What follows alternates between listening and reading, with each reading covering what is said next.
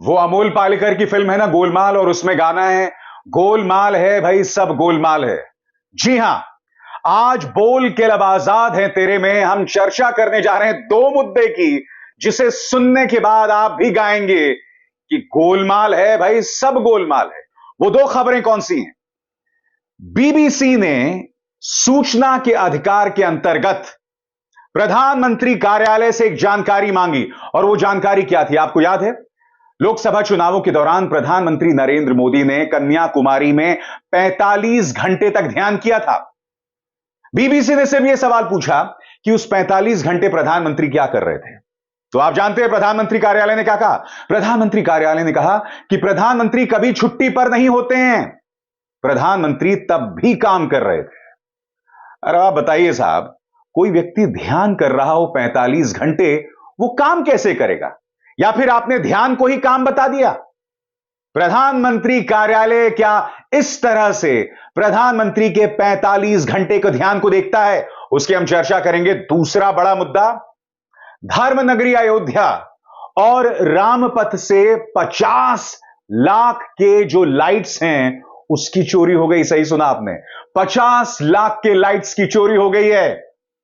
याद कीजिए, कुछ दिनों पहले इसी मंच पर मैंने खबर की थी कि किस तरह से अयोध्या की जमीन की बंदर बांट की जा रही है धन्ना सेठों को और भारतीय जनता पार्टी के करीबी नौकरशाहों और नेताओं को। मगर सबसे पहले हम बात करना चाहेंगे बीबीसी द्वारा सूचना के अधिकार के अंतर्गत यानी आरटीआई के अंतर्गत जुटाई गई जानकारी। मैं आपको बतलाना चाहता हूं दोस्तों कि बीबीसी ने क्या सवाल पूछा है और उनका जवाब क्या आया आपकी स्क्रीन पर। बीबीसी ने सूचना अधिकार के अंतर्गत प्रधानमंत्री कार्यालय से जानना चाहा कि कन्याकुमारी में प्रधानमंत्री मोदी ने जो 45 घंटे बिताए उन्हें सरकारी रिकॉर्ड में कैसे दर्ज किया गया है। आवेदन के जवाब में प्रधानमंत्री कार्यालय ने बताया कि प्रधानमंत्री मोदी ने कोई छुट्टी नहीं ली है। जवाब में यह भी बताया गया कि प्रधानमंत्री हर वक्त ड्यूटी पर रहते हैं। उनके कार्यालय ने बीबीसी को बताया कि मई 2014 में जब से प्रधानमंत्री मोदी ने कार्यभार संभाला है, तब से उन्होंने एक दिन की भी छुट्टी नहीं ली है। दोस्तों, मैं आपसे एक सवाल पूछना चाहता हूं। आप में और हम में से कई लोग अपने दफ्तर से छुट्टी लेकर, याद कीजिएगा, विपश्यना के लिए जाते हैं या फिर कुछ दिनों के लिए मेडिटेशन के लिए जाते हैं। कभी कभी होता है ना कि मन बहुत ज्यादा अशांत होता है, तो हम लोग चले जाते हैं विपश्यना या ध्यान करने या किसी शिविर पे चले जाते हैं, या हम जिस भी गुरु को मानते हैं उनके पास चले जाते हैं 10-12 दिनों के लिए, और उस 10-12 दिनों के लिए हम ध्यान लगाते हैं, अच्छे काम करते हैं, धार्मिक काम करते हैं। अब मैं आपसे एक सवाल पूछना चाहता हूं, क्या आपका दफ्तर उसे काम के तौर पर देखता है या उसे छुट्टी मानता है? तो फिर प्रधानमंत्री नरेंद्र मोदी जो 45 घंटे ध्यान पर थे, उसे उनका कार्यालय काम क्यों बता रहा है? सबसे बड़ी बात, मुद्दा यह नहीं है कि प्रधानमंत्री का कार्यालय से काम बता रहा है। 45 घंटे के प्रधानमंत्री नरेंद्र मोदी के ध्यान को उन्होंने काम बता दिया। मुद्दा यहां पर यह है कि याद कीजिए दोस्तों, प्रधानमंत्री नरेंद्र मोदी कई बार उन मंचों पर जहां पर देश की जनता एक प्रधानमंत्री को सुनना चाहती है, वहां पर खड़े होकर वो भाजपा के नेता की तरह बोलते हैं और विपक्ष को आड़े हाथों लेते हैं। मैं आपसे एक सवाल पूछना चाहता हूं, अगर प्रधानमंत्री नरेंद्र मोदी उत्तर प्रदेश में पूर्वांचल एक्सप्रेसवे का उद्घाटन कर रहे हैं, तो फिर उस मंच पे खड़े होके, क्योंकि आप उद्घाटन कर रहे हैं प्रधानमंत्री के तौर पर, तो उस मंच पर खड़े होकर आप अखिलेश यादव के बारे में ताना क्यों मार रहे हैं? आप अखिलेश यादव की आलोचना या राहुल गांधी की आलोचना क्यों कर रहे हैं? क्योंकि प्रधानमंत्री का पद होता है निष्पक्ष, राजनीति से ऊपर। मैं मानता हूं कि आप भाजपा के नेता हैं। हो क्या रहा है दोस्तों, प्रधानमंत्री या ये कहा जाए उनका कार्यालय भूले जा रहा है कि प्रधानमंत्री का पद और भाजपा के नेता का पद, इन दोनों में जमीन आसमान का फर्क है। यही हमें लोकसभा और राज्यसभा में भी दिखाई देता है, जब लोकसभा अध्यक्ष ओम बिरला और राज्यसभा के सभापति माननीय जगदीप धनखड़ पर राजनीतिक पक्षपात का आरोप लगता है। यह कहा जाता है कि ये लोग अपने पद की गरिमा को भूल गए हैं और सिर्फ विपक्ष को डांटते रहते हैं, सिर्फ विपक्ष पर कार्रवाई करते हैं, मगर भाजपा पर कोई कार्रवाई नहीं करते। यही तेवर हमें प्रधानमंत्री के हाव भाव में दिखाई देते हैं। यानी कि प्रधानमंत्री कहने को प्रधानमंत्री हैं, मगर उनके 45 घंटे के ध्यान को काम बता दिया गया है। और मैं आपको बता दूं, सिर्फ मैं ही नहीं हूं जो इसकी आलोचना कर रहा हूं। मैं आपको 3 लोगों से मिलवाना चाहता हूं। संजय बारू। संजय बारू वो शख्स हैं जिन्होंने पूर्व प्रधानमंत्री मनमोहन सिंह के साथ काम किया था और उन पर एक किताब लिखी थी, द एक्सीडेंटल प्राइम मिनिस्टर, जिस पर फिल्म भी बनी थी और कांग्रेस की अच्छी खासी आलोचना हुई थी। नीरजा चौधरी पत्रकार, जिन्होंने हाल ही में प्रधानमंत्रियों पर एक किताब लिखी है, और सुधींद्र कुलकर्णी, जो कि पूर्व गृह मंत्री लाल कृष्ण आडवाणी और स्वर्गीय अटल बिहारी वाजपेयी के साथ काम कर चुके हैं। इन तीनों ने इस मुद्दे पर क्या कहा है आपके स्क्रीन पर। सबसे पहले सुनिए क्या कह रहे हैं संजय बारू। संजय बारू ने बीबीसी से बात करते हुए कहा, यह कहना हास्यास्पद है कि प्रधानमंत्री मोदी ने कन्याकुमारी में जो ध्यान किया वो उनकी औपचारिक ड्यूटी का हिस्सा है। क्या लोग जब ध्यान करते हैं वो इसे अपनी ऑफिशियल काम या ड्यूटी के तौर पर करते हैं? क्या कोई संगठन अपने कर्मचारी के ध्यान करने को ड्यूटी मानेगा? एक और बात, जब प्रधानमंत्री उपलब्ध नहीं रहते तो उनकी जिम्मेदारी है कि किसी दूसरे मंत्री को जिम्मेदारी दें जो सरकार के कामों को चलाता रहे। इससे पहले कि मैं आपको बतलाऊं कि नीरजा चौधरी ने क्या कहा, मैं आपको याद दिलाना चाहूंगा दोस्तों, जब पुलवामा का हमला हुआ था जिसमें हमारे 41 जवान शहीद हुए थे, आपको याद है उस वक्त प्रधानमंत्री नरेंद्र मोदी उत्तराखंड में थे, चुनावी कैंपेनिंग कर रहे थे। उस चुनावी कैंपेनिंग में रुकावट नहीं आए, मगर बात वहां नहीं रुकी। बेयर ग्रिल्स के साथ बाकायदा प्रधानमंत्री नरेंद्र मोदी ने एक कार्यक्रम किया था। यह कार्यक्रम तब रिकॉर्ड किया जा रहा था जब पुलवामा में हमारे जवान शहीद हुए थे। सीधा सवाल, जब प्रधानमंत्री ये काम कर रहे थे तो क्या इसे प्रधानमंत्री के कर्तव्यों के तहत काम माना जाए? और अगर आप इसे प्रधानमंत्री के कर्तव्यों के तहत काम मान रहे हैं तो प्रधानमंत्री ने पुलवामा को लेकर बात क्यों नहीं की? उसको लेकर जानकारी क्यों नहीं जुटाई? प्रधानमंत्री अपनी चुनावी सभा क्यों करते रहे? पुलवामा को लेकर जानकारियां क्यों नहीं जुटाई गई? याद कीजिएगा, पूर्व राज्यपाल सत्यपाल मलिक ने क्या कहा था? उन्हें बाकायदा प्रधानमंत्री कार्यालय की तरफ से कॉल आया था कि आप इस मुद्दे पर खामोश रहें, कुछ ना बोलें। उनको यह नसीहत दी गई थी। तो जब प्रधानमंत्री बेयर ग्रिल्स के साथ शोज करते हैं तो क्या वो अपनी जिम्मेदारी से बचते हैं?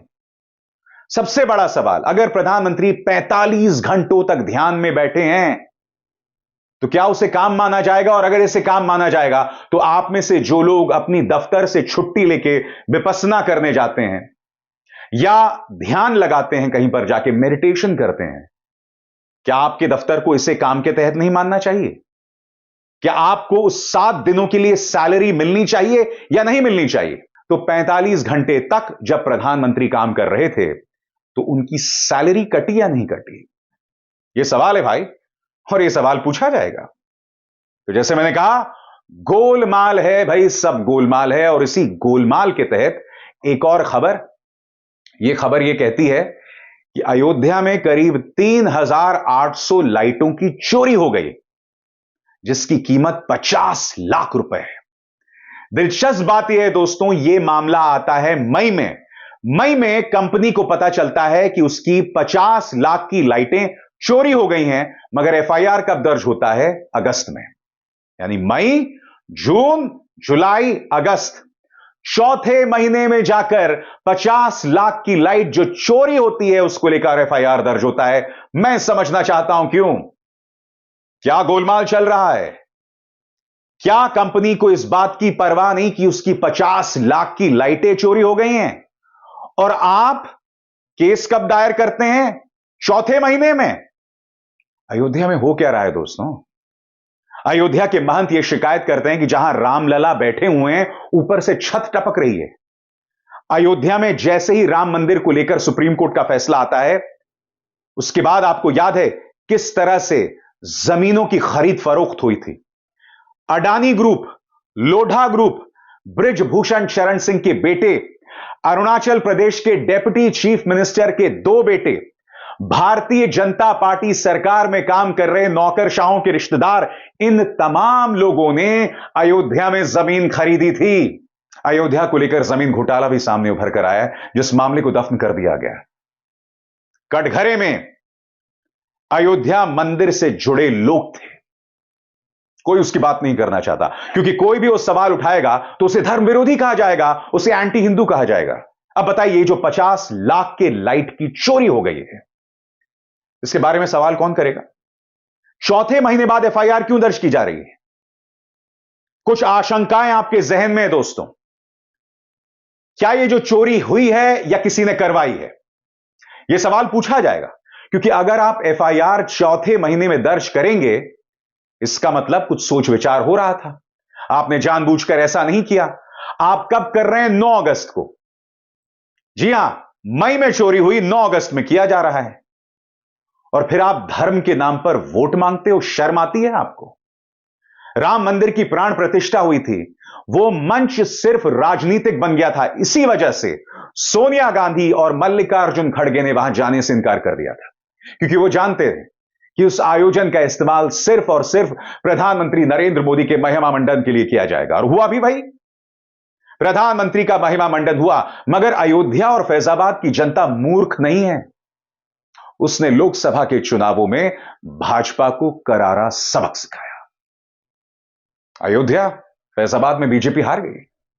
यह अपने आप में बहुत बड़ी खबर है, क्योंकि वहां की जनता जानती है, आपको गोदी मीडिया झूठ लगातार बताता रहता है, जहर उगलते रहता है राम के नाम पर भी, मगर वहां की जनता भुगत रही है ना। 7 साल से वहां के जमीन के सर्कल रेट में कोई बढ़ोतरी नहीं हुई है। अयोध्या में रहते हुए वहां की आम जनता को कोई फायदा नहीं है, मगर धन्ना सेठों को, यानी कि अडानी ग्रुप, लोढ़ा ग्रुप, बृजभूषण शरण सिंह, अरुणाचल प्रदेश के डिप्टी चीफ मिनिस्टर के बच्चों, नौकरशाहों, इन तमाम लोगों को फायदा हो रहा है, आपको नहीं हो रहा है। लाइटें चोरी हुई जा रही हैं, और वो भी लाइटें कितनी की? 50 लाख। 50 लाख की लाइटें चोरी हो जाती हैं, कोई जवाबदेही नहीं है। चौथे महीने में एफआईआर दर्ज हो रहा है। ये हो क्या रहा है? देश के सामने आप ध्यान करते हैं और आपका कार्यालय उसे काम बताता है। अच्छा है, आप नसीहत दे रहे हैं। मेरे ख्याल से कल से दफ्तरों में लोगों को जाके ध्यान लगाना चाहिए, क्योंकि देखिए, दफ्तरों में काम करके हम सबको तनाव होता है, टेंशन होता है। तो क्यों ना हम अपने दफ्तरों में जाकर 2-2, 3-3 घंटे ध्यान लगाएं। हमारी कंपनियां हमें पैसा देंगी। मगर क्या आप ऐसा कर पाएंगे? आप करके देखिए। आपको धक्के मार के दफ्तर से बाहर कर दिया जाएगा कि जाइए सड़क पर बैठ के ध्यान कीजिए। मगर प्रधानमंत्री पर ऐसी कोई पाबंदी नहीं है। और प्रधानमंत्री कार्यालय बीबीसी को दिए गए इस जवाब में, आरटीआई के जवाब में, यह कहता है कि प्रधानमंत्री छुट्टी पर कभी नहीं होते हैं। उस ध्यान के समय भी उनकी ड्यूटी जारी थी। फंस गए हैं आप। अगर ध्यान को ड्यूटी बता रहे हैं तो माफ कीजिएगा, वो ड्यूटी नहीं है। और अगर आप ध्यान को ड्यूटी बता रहे हैं तो तमाम लोग जो सरकारी दफ्तरों में काम करते हैं, वो भी रोज 1-1, 2-2 घंटे ध्यान करें, 48 घंटे ध्यान करें। क्या उनको ऐसी आजादी है जो आप आजादी देश के प्रधानमंत्री को देते हैं, जो खुद को प्रधान सेवक बताते हैं? मेरी इन बातों पर गौर कीजिएगा दोस्तों, क्योंकि सवाल तो पूछे जाएंगे, जवाब मांगा जाएगा। अभिसार शर्मा को दीजिए इजाजत। नमस्कार। स्वतंत्र और आजाद पत्रकारिता का समर्थन कीजिए, सच में मेरा साथी बनिए। बहुत आसान है दोस्तों, इस ज्वाइन बटन को दबाइए और आपके सामने आएंगे ये 3 विकल्प। इनमें से एक चुनिए और सच के इस सफर में मेरा साथी बनिए।